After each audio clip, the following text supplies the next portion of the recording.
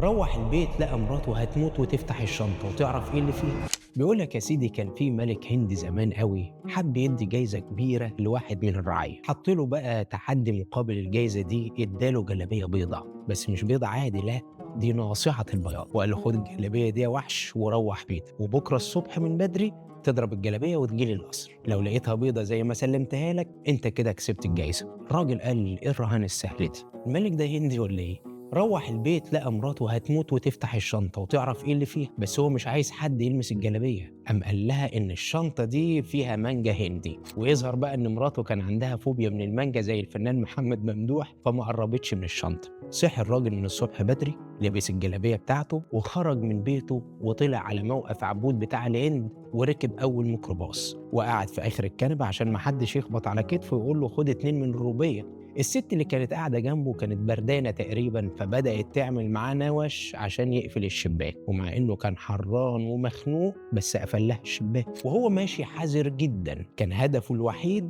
ان يوصل قصر الملك والجلابية لسه بيضة. كسب الرهان، بس عرف قد ايه الحكاية ما كانتش سهلة، وانت كمان اكيد متخيل دلوقتي انها مش سهلة. لكن عارف ايه التحدي الاصعب من تحدي الجلابية البيضة ده؟ التحدي بتاعي أنا وأنت في الحياة هو إننا نوصل في آخر الرحلة عند ملك الملوك وقلوبنا بيضة زي ما استلمناه.